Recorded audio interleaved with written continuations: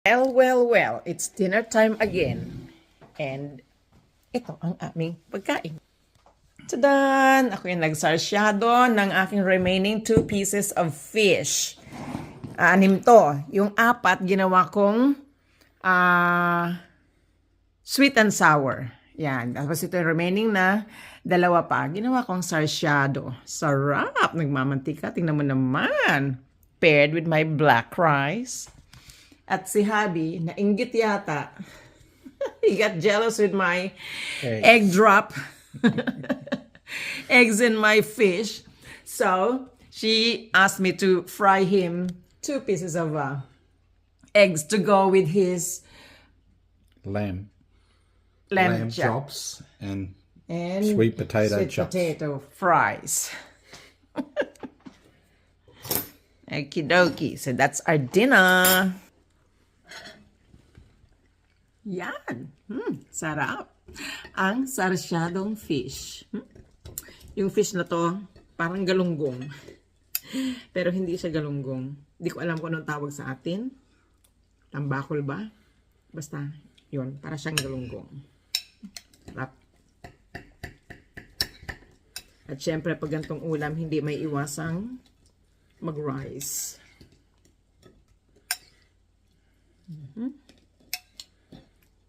Konti lang talaga ang nilagay kong sabaw kasi ayoko masayang yung egg sa sabaw. Dahil hindi ko yan mauubos. O, hari na, maubos ko siya. But, hindi kasi ako masyadong mahilig sa sabaw. Unless yan ay sinigang or nilaga na pwede mong inumin yung sabaw ba. Higupin. Pag gantong sarsa-sarsa lang, hindi ako masyadong mahilig. Kanya-kanya tayo ng hilig. Yan. Minuksan kong ilaw para lumiwanag. Medyo maging balanse ang ilaw kasi yung ilaw ng bintana ng araw ay nakakasilaw. Yes. Thank you, Lord.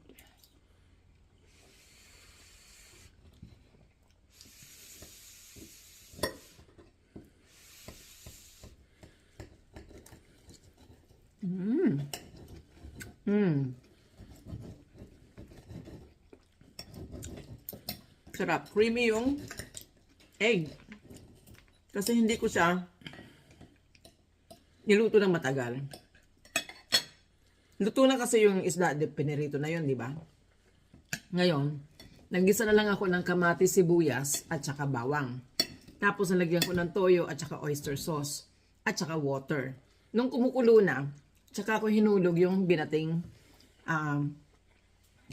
itlog. Tapos, hinalo ko lang ng konti, hindi ko para hindi malamog ba. Para magkaroon siya ng buo-buo. Tsaka ko naman inihulog yung isda. Tapos, medyo konting swirl-swirl lang na ganon. At tinabunan ko ng sabaw yung isda. Kasi galing fridge yan para uminit. Tapos, tinakpan ko at pinatay ko na. Ganon lang kasimple. Wala nang asin. Perfect. Yung asin nung sa pagkaprito ko sa isda, yun na siya.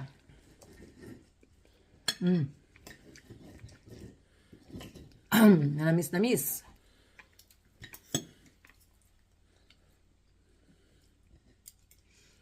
Minsan talaga nakaka-chamba ako ng masarap na pagkaluto. Madalas kasi, tsambahan lang talaga ako. Madalas, wala lang. Walang magawa, kailangan kainin. Kasi yun na yun. Magtiis.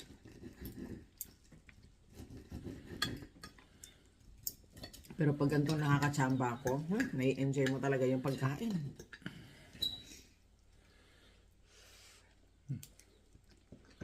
Probably should have been a bit longer.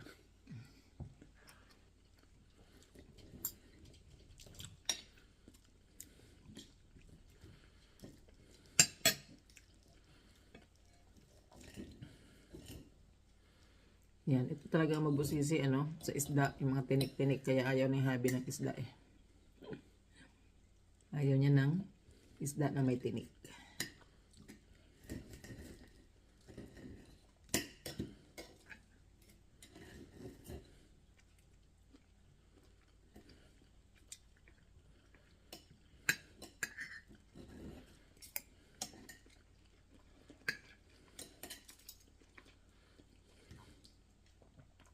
Dalawang peraso. Isang upuan lang. Kung kami mga bata, kung isang peraso, hahatiin pa yan sa dalawa para magkasya. Dadaanin na lang sa kanin at sabaw. Ngayon, dalawang peraso, isang upuan lang. Ay nako, kumakaw ba ako or...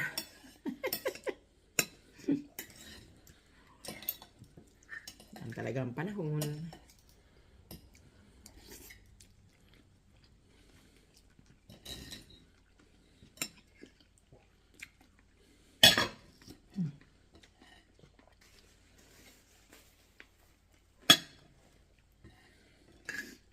Sabi nga, ang buhay parang gulong. Diba? Minsan nasa ilalim, minsan nasa ibabaw. Sa ngayon, pertaining sa isda, nasa ibabaw ako.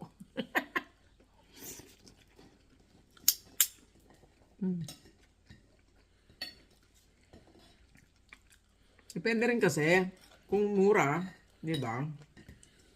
Kung kaya ng budget, go for it.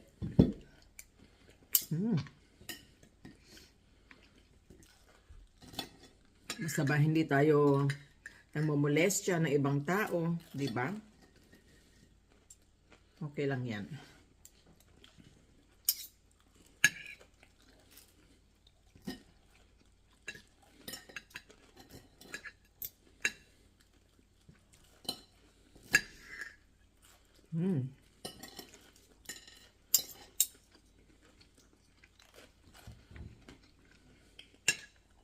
Tiga ko na hindi nagsarsyado.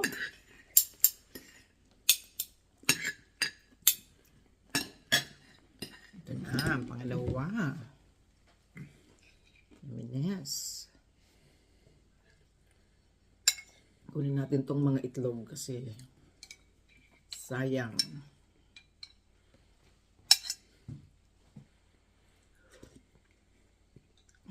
Masarap talaga siya, manamis-namis.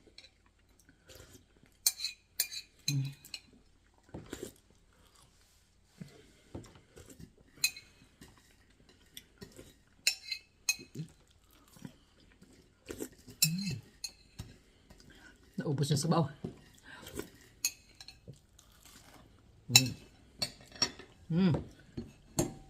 Yum yum. Nung sinasandok ko na to, naisip ko, ganda rin pala to, may miswa. No, isdang ginisa na ganyan, tapos miswa ilalagay mo.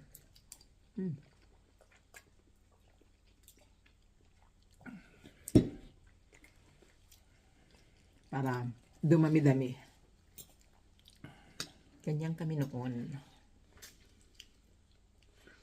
Nung kami maliliit pa, sa hirap ng buhay, kailangan may extender para kumasya sa buong pamilya. Hanggang ngayon, ginagawa ko pa rin. Nakakamiss kaya, ang sarap kaya. Kala lang ng mga mahihirap, sabi nila mahirap sila at ganito lang ang pagkain nila. Kung tutuusin naman talaga, masarap siya. Kaya nga ngayon, kahit nandito na ako sa Australia, kahit afford ko namang magkarne, pero hindi naman ako mahilig sa karne. Fish talaga ako. Hinahanap-hanap ko yung lasa na ganito. Diba? Hindi yan dahil sa mahirap tayo, hindi dahil sa ano eh. Yan kasi tayo, diba? Yan na yun eh. Pilipinong ano yan eh. Diba? Pagkain.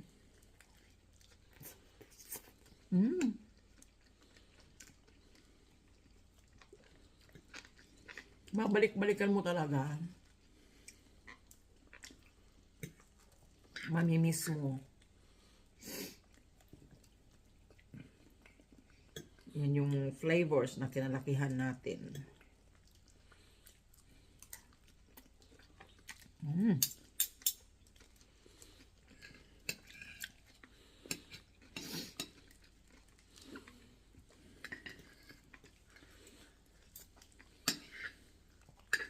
I don't know, siguro may mga tao din na ayaw na nilang balikan yung kanilang pinagdaanan.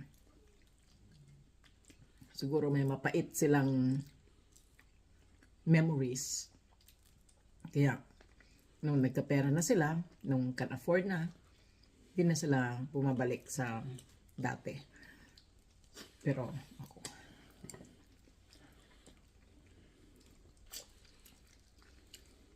talagang hinahanap ko siya.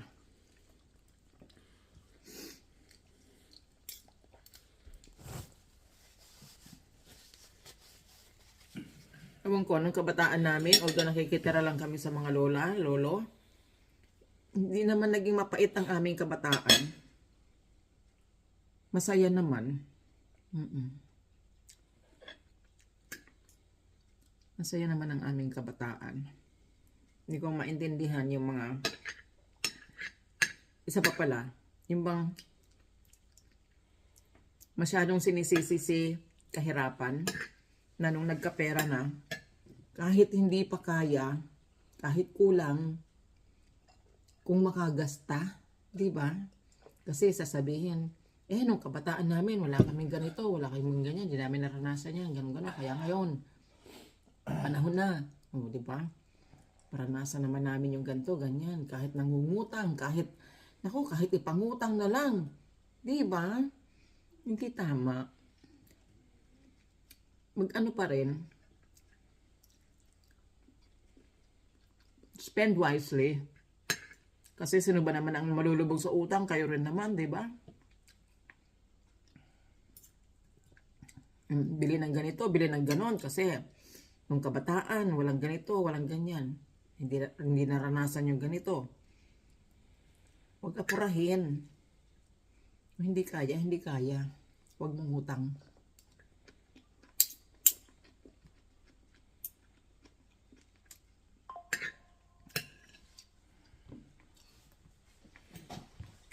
Kahit pa siguro ako mamatay na hindi nararanasan yung bagay ng mga gusto ko. Hindi ko ba yun aanuhin na parang ikakasama ng damdamin na para kang pinagtaksilan ng panahon, parang pinagdamutan ka ng panahon. It is what it is. Hindi kaya, hindi kaya. Diba? Ganun talaga. And besides, nasa langit ang lahat ng ating kailangan. So, kung kamatay ko man na hindi ako nakaranas ng mga bagay na gusto ko, okay lang.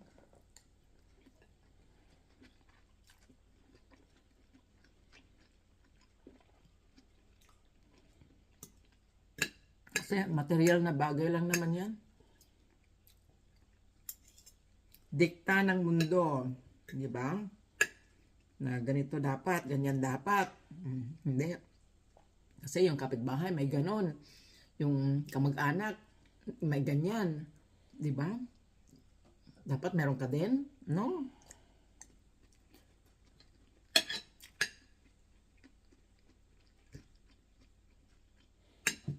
Kung gusto mo, pagsumikapan mo makuha. Huwag ka mangutang.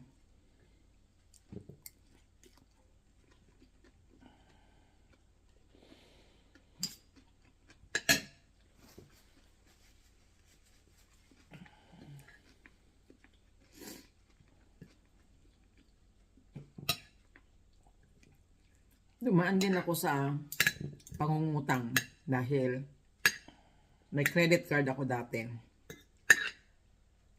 Talaga naman, napakahirap nung nawalan ako ng trabaho. Hindi ka na makabayad. Although, kung tutuusin, bayad mo na yung kapital na utang, yung interest na lang ang binubuno mo. Siyempre, ang bangko, hindi talaga yan papayag hanggat hindi bayad lahat. So,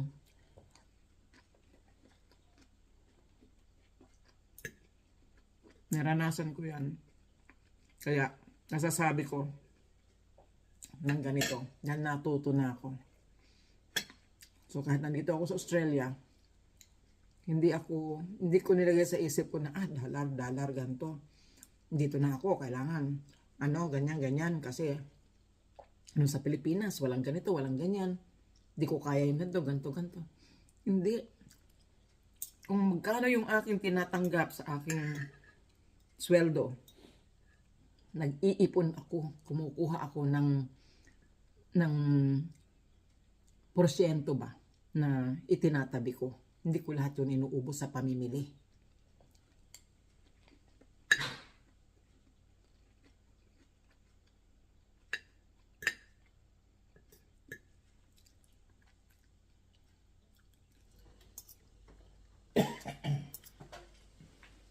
Kailangan may pagkatuto tayo.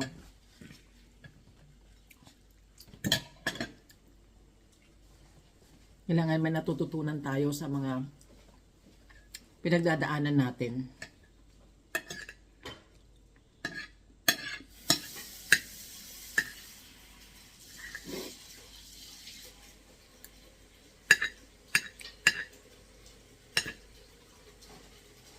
Kala ng mga tao, dahil nandito ako sa Australia, dollar ang pera, mayaman na ako. Dollar din ang gastusan dito. Kaya, at saka pinagtatrabahuan yan, hindi yan basta inaano lang, pinupulot lang. Ngayon na may sakit na ako, oo, may natatanggap kami sa gobyerno, pero hindi namin ikakayaman yun. Sapat lang yun para makaraos kami.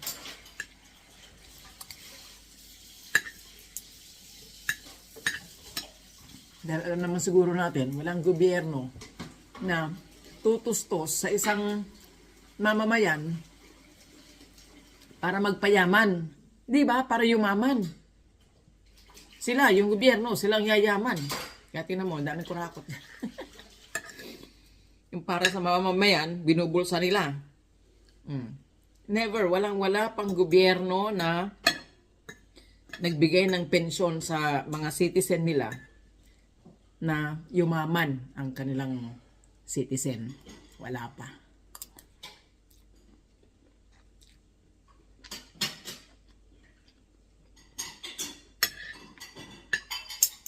Sarap. Parang mali ang aking portion ng aking ulam sa kanin. Dahil natatang kanin, ubos na ang aking ulam.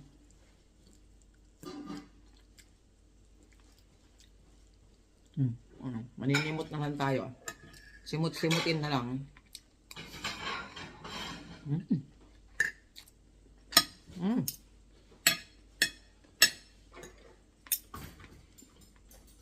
Yum.